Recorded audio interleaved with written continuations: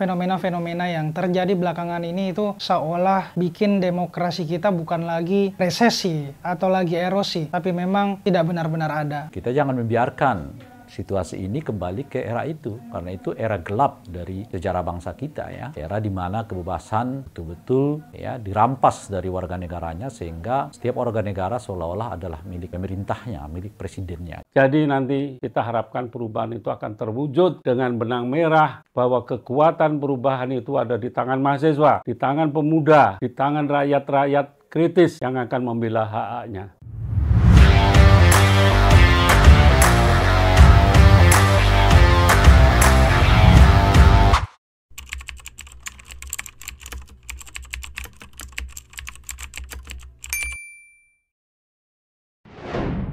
Catatannya kurang lebih kita bisa sebenarnya evaluasi sendiri. Cuma kita bisa melihat fenomena-fenomena yang terjadi belakangan ini itu seolah bikin demokrasi kita bukan lagi resesi atau lagi erosi, tapi memang tidak benar-benar ada. Artinya mungkin konstitusi atau atas nama demokrasi itu mungkin kelihatan ada, cuma ya substansinya yang dihilangkan. Artinya di sini menjadi penting peran-peran kita sebagai anak muda yang harus menjadi leader of change, bukan aja menjadi agent of change, tapi harus menjadi pemimpin-pemimpin yang memang paham akan apa yang dia hadapi, isu yang dia telaah jauh-jauh hari. Ini menjadi penting untuk kita suarakan. Karena seorang anak muda hari ini benar-benar menjadi penentu di era demokrasi hari kita. Cuma satu pesan saya bahwa dalam bersuara itu tidak melulu harus melalui demonstrasi, tidak harus menjadi pejabat yang punya kursi atau harus jadi politisi yang sibuk cari posisi, tapi bersuara itu menjadi tanggung jawab kita semua karena kita bersuara untuk diri kita sendiri.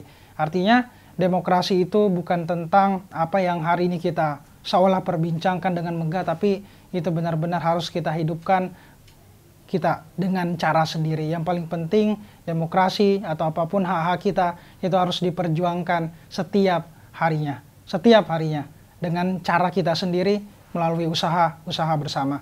Jadi ya, demokrasi kita hari ini kita bisa menilai apa yang terjadi, dan ketika misalnya kebebasan kita dalam menyampaikan aspirasi, suara itu hari ini dikekang, maka kita harus menyalakan alarm tanda bahaya untuk menunjukkan bahwa kita sedang tidak baik-baik saja. Jadi mari terus bersuara untuk diri kita sendiri, untuk lingkungan kita, untuk negara kita, dan yang paling penting untuk memperjuangkan nilai-nilai yang kita anggap penting untuk berkehidupan dalam berdemokrasi. Benang merah di era Orde Baru dan sekarang ini saya kira ada pada 3 aspek. Pertama adalah makin merajalelanya nepotisme politik. Kedua, korupsi yang juga merajalela. Dan yang ketiga adalah kebebasan yang mulai terampas. 3 ciri ini menjadi ciri yang juga sangat utama di era Orde Baru, yaitu nepotisme atau dinasti, praktek korupsi yang merajalela, dan kebebasan yang dirampas oleh Orde Baru saat itu. Nah, oleh karena itu kita jangan membiarkan situasi ini kembali ke era itu, karena itu era gelap dari sejarah bangsa kita ya, era di mana kebebasan betul-betul ya dirampas dari warga negaranya, sehingga setiap warga negara seolah-olah adalah milik pemerintahnya, milik presidennya gitu, dan sebagainya. Cara melawannya kan memang tidak ada lain kecuali ya menolak ya rejim koruptor bangkit kembali, menolak rejim dinasti bangkit kembali, dan menolak rejim yang memberangus kebebasan untuk bangkit kembali. Jadi yang menjadi catatan saya, benang merah, baik ketika Republik Indonesia akan berdiri atau BPUPKI, sampai sekarang perubahan negara ya, pemerintah ini tidak pernah disebabkan atau dilakukan oleh partai-partai politik. Jadi aktor-aktor yang mengubah Indonesia secara mendasar, baik secara revolusioner maupun secara reformasi, itu dilakukan oleh rakyat, oleh orang-orang di luar partai. Zamannya Bung Karno membiarkan demokrasi pemilu nggak beres. Bung Karno turun tangan mendirikan Dewan Nasional. Walaupun itu dianggap otoriter, tapi menunjukkan bahwa negara atau partai politik tidak bisa apa-apa dalam mengubah kondisi bangsa yang mendasar. Setelah Bung Karno jatuh ya, karena mahasiswa pada waktu itu tahun 1965-66, itu pun bukan karena partai politik kok, itu karena gerakan massa. Ya, walaupun itu dituduh ditunggangi oleh Amerika atau apapun, tapi partai politik tidak berbuat apa-apa pada waktu itu. Setelah Soeharto ada 3 partai, PDI, P3 dan Golkar. Dia juga nggak berbuat apa-apa, malah dia yang merusak negara. Oleh karena itu muncul gerakan reformasi, ya. Bukan oleh partai rakyat ya, oleh massa rakyat dan mahasiswa dan pemuda.